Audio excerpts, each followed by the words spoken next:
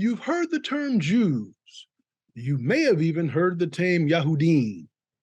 But have you ever heard the term Marranos? Who are the Marranos? And how do they enter Africa? And where do they go? And how do they become part of the transatlantic slave trade? Next on Ask the Adjutant. Call on, call on, call on, Thomas Mengesha.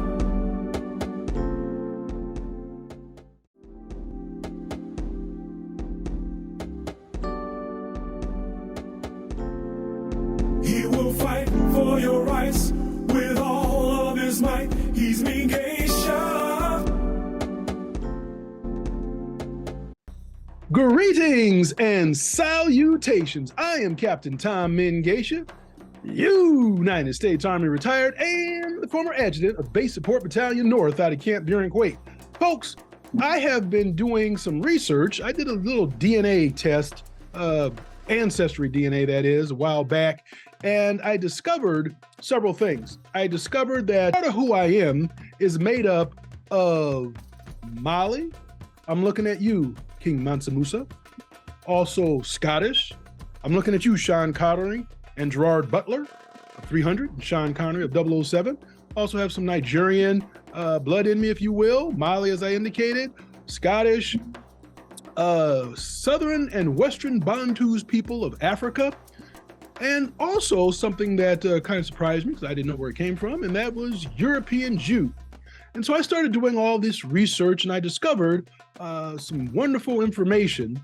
And what also I discovered, because all of you all know I am very much a man of faith, if you will, someone who is follower of the way.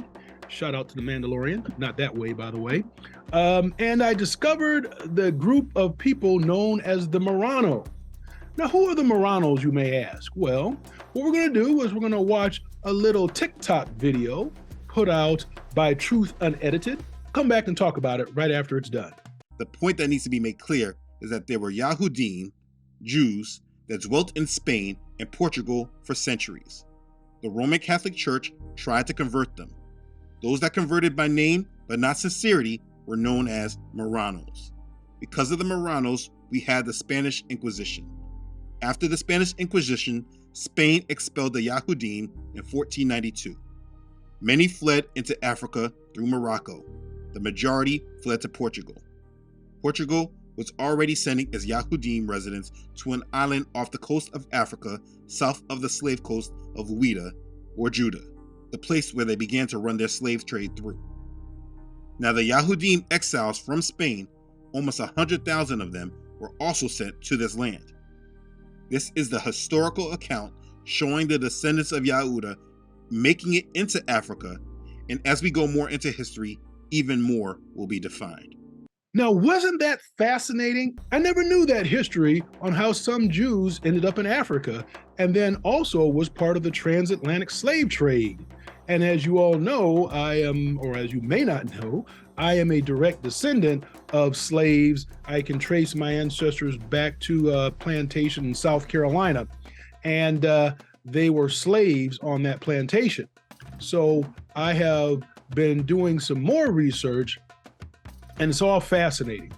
And this was never taught in high school, to know that the Yahudim, the Hebrews of the Bible, if you will, actually came into Africa through Portugal and were part of the transatlantic slave trade, and that ended up throughout the world, scattered throughout the world, and in South America, North America, and what is now the United States.